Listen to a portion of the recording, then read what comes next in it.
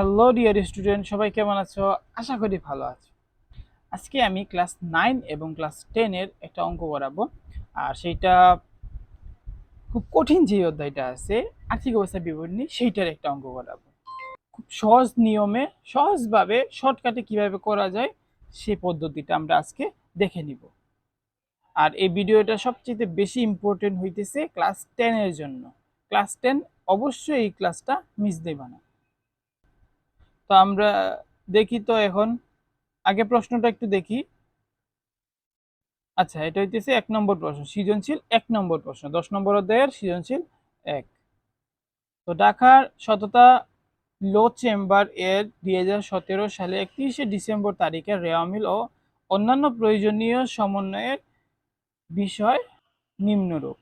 আচ্ছা, সততা লো chamber, chamber হইতেছে এটা চেম্বার, এটা অফিস আর কি, যেখানে সেবার মাধ্যমে আয় করা হয়। আচ্ছা, আমরা দেখি তো এখানে প্রশ্নটা কি বলছে, ক নম্বর প্রশ্ন কি বলছে, এত কিছু পড়ার দরকার নেই, আগে ডিরেক্টলি আমরা কতে চলে যাই। উপযুক্ত তথ্য হতে চলতি দায়ের পরিমাণ নির্ণয় করতে বলছে। তাহলে চলতি দায়, চলমান যে দায়টা আমাদেরকে সেটা নির্ণয় করতে বলছে। দায় বলতে আমার কাছ থেকে কোনো টাকা পাবে অথবা কোনো সেবা পাবে, এরকম আর কি। তো আমরা একটু দেখি যে এখানের মধ্যে কি আছে।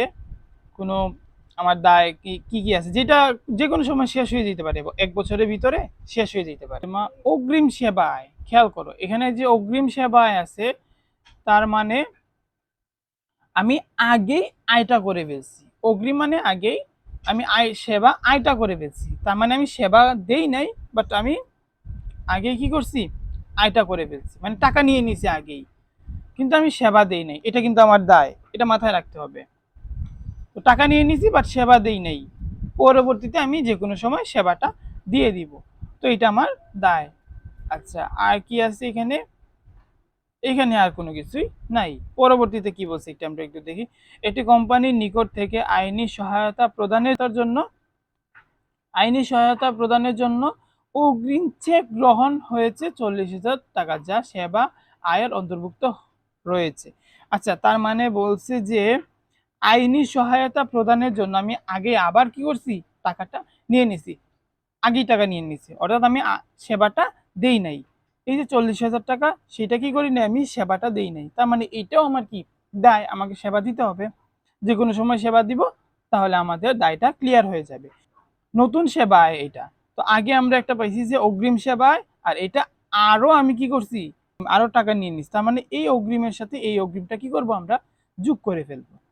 তারপর কি আছে, 1 মাসের বেতন ও ভাতা বকেয়া আছে, তার মানে বকেয়া মানে হইতেছে বাকি, তা আমাদেরকে টাকা দিতে হবে, তার মানে এটা আমার চলতি দায়, এটা যে কোনো সময় শেষ হয়ে যেতে পারে। তারপর অগ্রিম চেম্বার ভাড়া অর্ধেক মেয়াদ উত্তীর্ণ হয়েছে, এটা না। আসবাবপত্র অবশ্যই, এটাও না। তো আমরা একটু অঙ্কটা দেখে ফেলি। সৃজনশীল ক,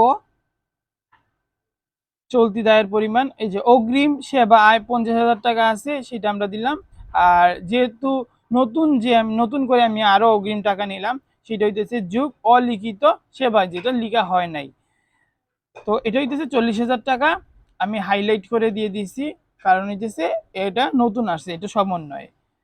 তারপর হইতেছে এই দুইটা আমরা যোগ করলে কত হয়, 90,000। আর আরেকটা আছে বকেয়া, যেটা পাইছি আমরা, বকেয়া বেতন ও ভাতা, সেটা হইতেছে 10,000 টাকা।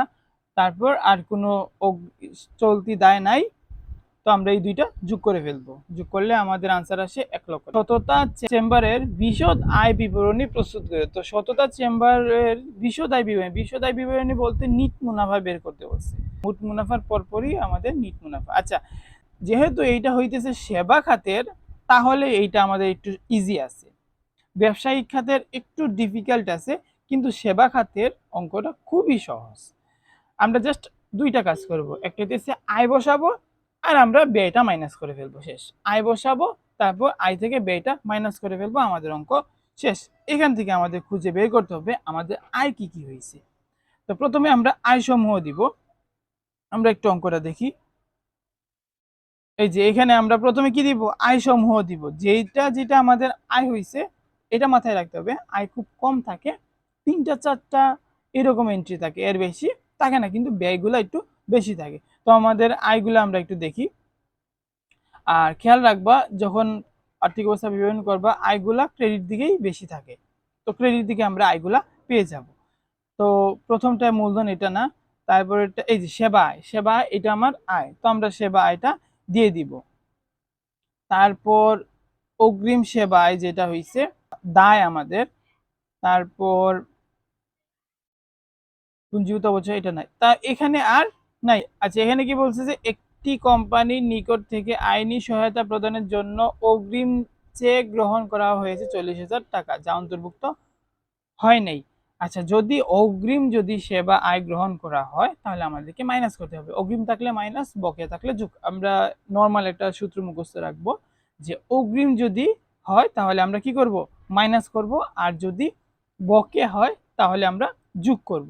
যেহেতু আমরা অগ্রিম গ্রহণ করে ফেলছি এই সেবা আয় থেকে, তাহলে এই 4,75,000 থেকে আমরা এই অগ্রিমটা কি করে ফেলবো, মাইনাস করে ফেলবো, তাহলে আমার প্রপার আয়টা বের হয়ে যাবে।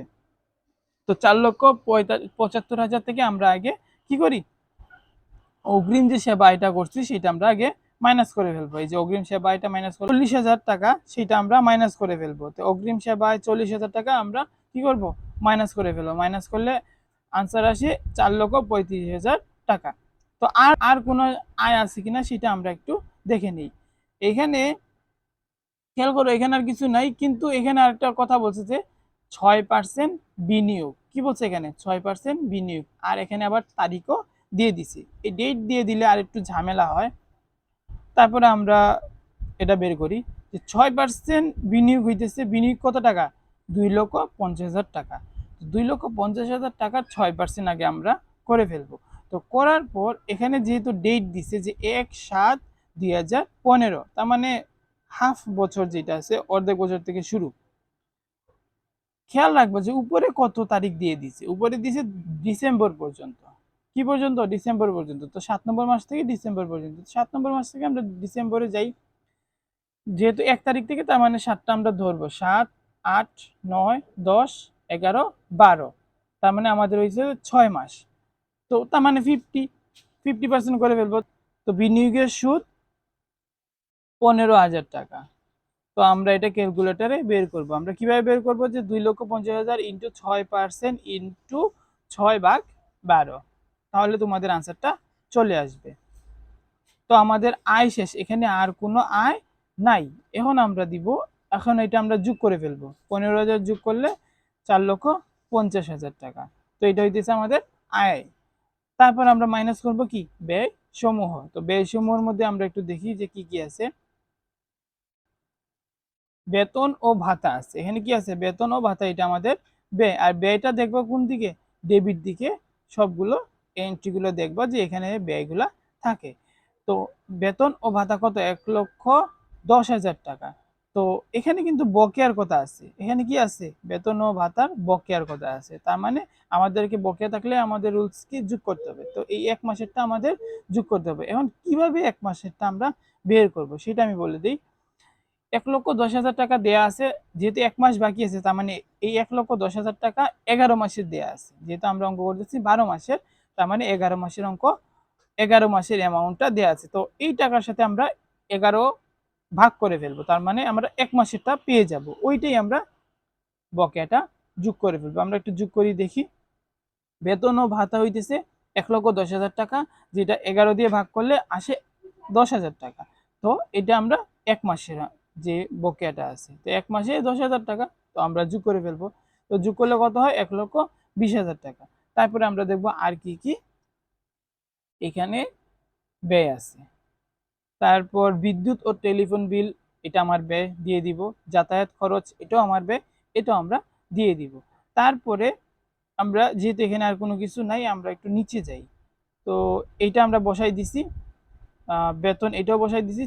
অগ্রিম চেম্বার ভাড়া অর্ধেক মেয়াদ উত্তীর্ণ হয়েছে, অগ্রিম চেম্বার ভাড়া কোথায় আছে, এখানে, এটা হইতেছে অগ্রিম চেম্বার ভাড়া। অগ্রিম চেম্বার ভাড়া কত, 1,20,000 টাকা ছিল, আগেই চেম্বার ভাড়াটা আমরা দিয়ে দিছিলাম। আর বর্তমানে 6 মাস থাকছি, মানে 6 মাসের টাকাটা কেটে নিয়ে নিবে তারা, তার মানে আমার 6 মাসেরটা ব্যয় হয়ে গেছে। তার মানে আমার কি হয়ে গেছে, আগে সম্পদ ছিল পুরো 12 মাসের, হ্যাঁ, 6 মাস আমি চেম্বারে চালাইছি, তার মানে আমার 6 মাসের টাকাটা কেটে নিছে, এটা আমার ব্যয় হয়ে গেছে। চেম্বার ভাড়াটা আমার ব্যয়, যেটা আমার 6 মাসে দেওয়া হয়েছে, এটা আমরা বসাই দেবো 6 মাসে। তার মানে এটা 50%, 1,20,000-এ 50% 60,000 টাকা। তো অগ্রিম চেম্বার ভাড়া 60,000 টাকা আমরা দিয়ে দিব। তারপর কি আছে লাস্টে, আসবাবপত্র ও সরঞ্জামে 10% অবচয়। খেয়াল রাখবা অবচয়টা কিন্তু ব্যয়। তো আসবাবপত্র আগে আমরা একটু দেখি যে কত টাকা অ্যামাউন্ট। আসবাবপত্র ও সরঞ্জাম 80,000, 80,000 টাকা। এটার 10% যেহেতু বলছে, তো 10% করলে কত হবে? 8,000 টাকা। তো আসবাবপত্র ও সরঞ্জামের অবচয় দিচ্ছে 8,000 টাকা। আগের চেম্বার ভাড়া ছিল 60,000 টাকা, তারপর আসবাবপত্র ও সরঞ্জামের অবচয় 8,000 টাকা। তো আর কোনো আমাদের কি নাই? ব্যয় নাই। তো এইগুলো আমরা কি করে ফেলবো? যোগ করে ফেলবো। এই ব্যয়গুলো আমরা যোগ করে ফেলবো। যোগ করলে কত আসে? যোগ করলে আনসার আসে 2,19,000 টাকা। 2 লক্ষ কত? 19,000 টাকা। এটা হইতেছে আমার ব্যয় সমূহ। এখন আমাদের কাজ হইতেছে আয় থেকে আমরা কি করে ফেলবো? ব্যয়টা বাদ দিয়ে দিব। তো 4,50,000 থেকে আমরা 2,19,000 বাদ দিয়ে দিব। বাদ দিয়ে দিলে কত আসে? 2,31,000 টাকা। 2,31,000 টাকা, এটাই হইতেছে আমার নিট মুনাফা।